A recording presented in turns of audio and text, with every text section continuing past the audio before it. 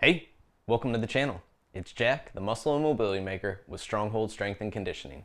And today, I'm going to be showing you how to build strong, stable, and pain-free feet. But before we get into it, make sure you take a moment and hit that subscribe button so that you don't miss out on future content like this. Every Saturday, I'm putting out videos showing you how to resolve aches and pains, prevent injuries, and overall optimize your performance inside the gym and outside of it in your daily life and routine. And it doesn't get better than that. So take advantage of it. Ready? Let's go ahead and dive into this one.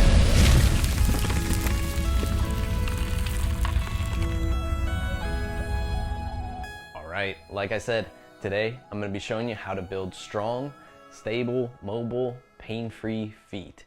And I would be very remiss if I didn't start this talk with looking at the type of footwear that you're actually wearing on a regular basis. This is one of the most important things that you need to take a look at to make sure that you're not constantly crushing your feet and pulverizing them into basically little weak bits of nothing that barely support or hold your body from underneath the very foundation that you're working from. So your footwear is a very important topic when it comes to building strong, healthy, pain-free feet. And what you'll see is in a lot of my videos that I'm just going to be barefoot most of the time. And if you have the opportunity to be barefoot, then I highly suggest that you spend as much of your time barefoot as you possibly can. But if that's not the situation and you do have to wear footwear, then you do have to look into some good minimalist footwear options. What we're seeing with a lot of the shoes that we're wearing today is that they're, first of all, scrunching our toes and completely eliminating any splay to our foot in that way. This is pretty problematic. It's why we're seeing a lot of bunions on the big toe and the small toe where they get that narrowing. It's even why we see hammer toes, because they're cramping the other toes out of space so they get scrunched into a shape where they have to just create room, and it's causing an issue with our toes. When our toes don't function well, when they don't splay the way they should, or they start to change the angle of them, we lose our ability to extend at our toes. When we lose our ability to extend at our toes, our walking starts to become a problem, because every time we go to push off those toes, it's going to be a bit painful because those joints aren't aligned the way that they should be, and those muscles are tightening up, and all that tissue is being bound by the very footwear that you're wearing. Okay, so that's one piece of problematic issue with the shoe that you're wearing. If it's a narrow toe box, you got to get rid of it. All right, or if you have a sandal that has a prong where your toe wants to hold that prong, get rid of those. You got sandals that hold your feet.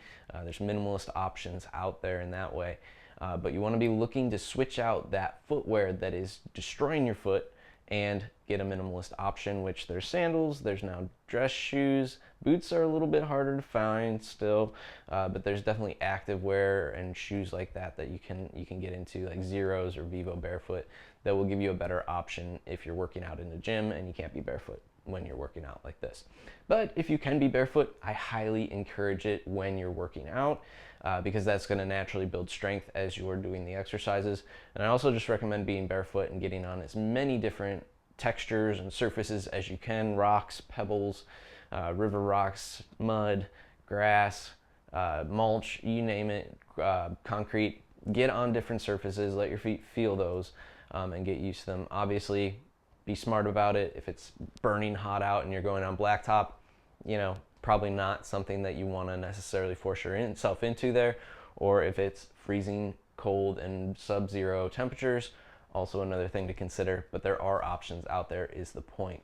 Now, the other thing we want to look for in a shoe is that it's flexible. Okay, should be able to wring that shoe out very easily like a towel.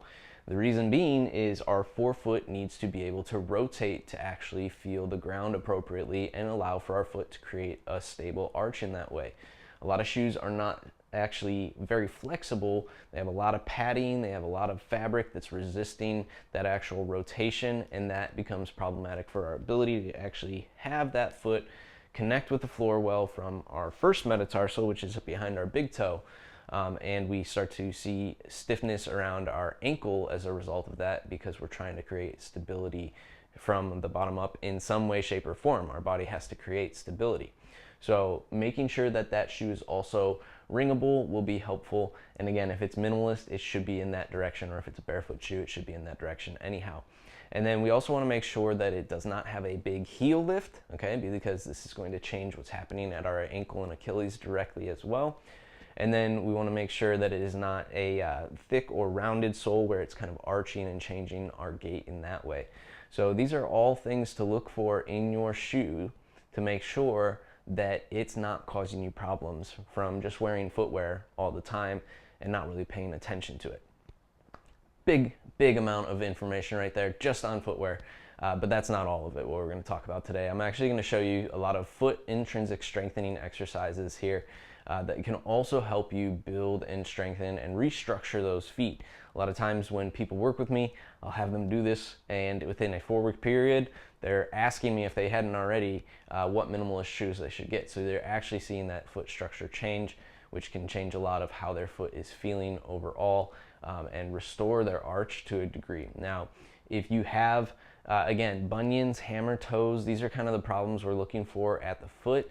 If your foot doesn't rotate very well, that forefoot versus the hind foot, that's something we're looking at. If your arch is completely flattened or if it is even excessive, these are things that we want to make sure that we're bringing back into balance and have good control over. If it's flat, that's okay. If you have a flatter foot, that doesn't necessarily mean you're doomed, honestly. There's a lot of things you could be doing to help restore the strength of the foot that's going to put it in a better position and overall help you stabilize from the ground up. And I've had people who were flat-footed say that their feet are gaining arches. Although it may not be something that seems very large, the fact is their foot becomes more active in gripping the floor and actually controlling from that ground up, and they restore an arch and have a more active foot in that. So we're going to look at, again, intrinsic strengthening exercises for your feet here that you can really play with on a regular basis whenever you are barefoot, and just challenge your feet in that way. It doesn't have to be so structured or, you know, stuffy in that way. It can literally be just play with these things throughout your day when you have the opportunity and as frequently as possible, and take advantage of that time in that way. So that is going to be our big focus, and it's going to be, again, mostly strength work here. So let's go ahead and get into these exercises. All right, so let's start by restoring some of that splay here. And this is an active and passive approach. So first of all, I'm just going to slide my fingers in between my toes of the opposite foot. From there, what I want to do is flex as hard as I can with my toes against my fingers so that I'm squeezing my fingers with my foot, and I should feel my foot actually contracting and flexing against the resistance of my fingers in this position. Now, if this is a little bit challenging at first, just get in there passively and don't worry about going active yet. But if you can actively squeeze, when you relax, you want to get a little bit deeper into that splay by taking your fingers deeper in between your toes. Still keeping your fingers in between your toes, you can grab your heel, and we're going to do a little bit of a ringing motion so that I'm pushing the top of my foot to the floor as I push my heel in the opposite direction.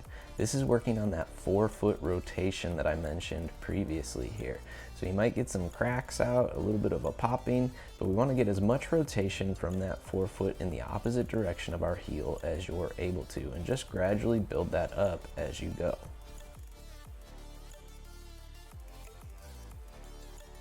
After you've spent some time in that passive splay, we can go true active splay by just sitting there and spreading our toes as wide as possible. Ultimately, our goal should be able to see daylight in between those toes every time we open them up here. One side might be harder than the other, and that's okay. Just flex them for about 5 to 10 seconds as wide as you can spread them, and really regain that control of active splay with your foot.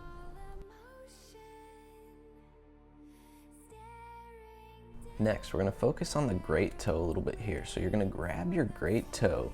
We're going to provide it some traction by actually pulling it off the foot. So here I'm grabbing the toe, giving it a little bit of a tug so that there's space at each of the joints, and then I'm adding a gentle ringing back and forth with the toe. So I'm holding it, ringing it while I have that space between the joints, and that's a great way to reset the joint in this position to help restore extension to your toe.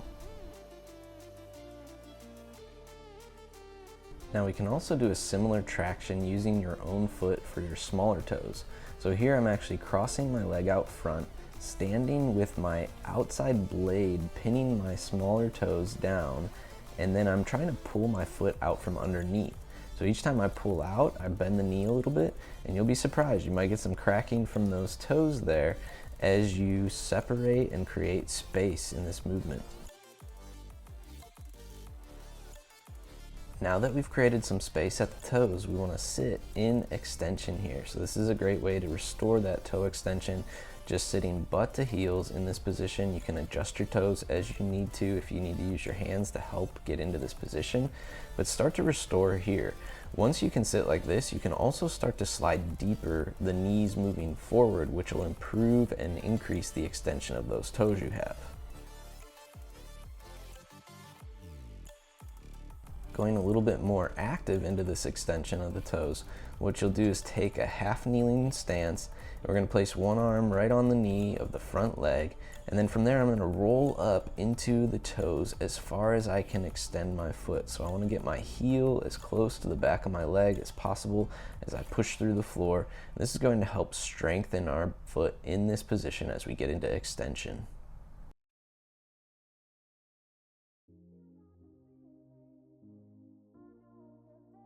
Similarly, we can play with extension of the big toe and then the small toes from a standing or seated position as well. So here we're also working extension, building that strength up, being able to also control and separate out the control of our toes, big toe and small toes.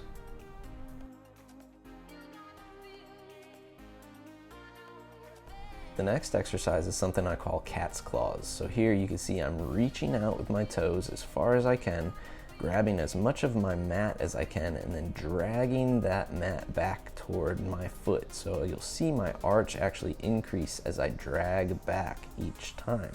So that's our focus. We want to feel that strength through the arch of the foot as I pull the mat underneath me with a nice strong reach. You don't have to have a mat, but it does kind of help illustrate what we're really looking to do here.